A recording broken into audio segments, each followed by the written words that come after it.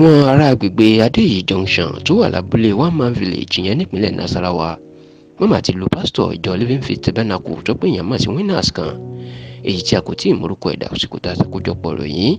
tí wọ́n lù pa lọ́jọ́ Ẹtì yẹn ọjọ́ Friday ọ̀sẹ̀ tó kọjá yìí lórí ẹ̀sùn pé ó mú nǹkan ọmọkùnrin èèyàn. Ẹ rántí wípé ìjọ Living Faith Tabernacle ìní Bishop David Oyedepo ló jẹ́ olùdásílẹ̀ èyí tí ẹ̀ka rẹ̀ wà káàkiri Nàìjíríà, bó tilẹ̀ jẹ́ wípé agbègbè Ọ̀tà níjọba ìbílẹ̀ Adó-Odò Ọ̀tà ìní olú ilé ìjọsìn wọn wà ní ìpínlẹ̀ Ògùn. Ṣá ò lọ́jọ́ Friday ọ̀sẹ̀ tó kọjá yìí ìní ọ̀kan lára àwọn pásítọ̀ ṣọ́ọ̀ṣì Oyedepo inú mà ń lu aago káàkiri nínú ìlú ní agbègbè Adéyí Junction tó wà ní abúlé One Man Village nílùú Nasarawa, tó bẹ̀ sí ní lu aago pé káwọn èèyàn yí padà káfàyè wá fún Jésù, tó sì ń polongo ìyìn rere Jésù. Àsìkò tí wọ́n ní pásítọ̀ ìjọ Winners tó ń ṣe léyìí, ìní ọkùnrin kan ni wọ́n mà ló kọjá ní ẹ̀gbẹ́ ẹ̀, tí wọ́n sì ní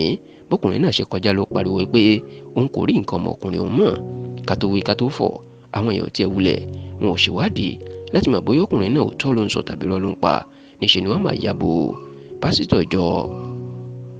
Bishop Oyedepo yìí tí wọ́n bẹ̀rẹ̀ sí ni máa lù ú, tí wọ́n sì lù ú títí tí ẹ̀mí fi bọ́ ní ara ẹ̀. Tẹlifíṣàn Yorùbá Tòótọ́ gbọ́ pé ọkùnrin pásítọ̀ náà kò mọ̀ nǹkan kan nípa ẹ̀sùn tí wọ́n fi kàn ó, ṣùgbọ́n ìdí tá a gbọ́ pé wọ́n fi tètè lù ú pa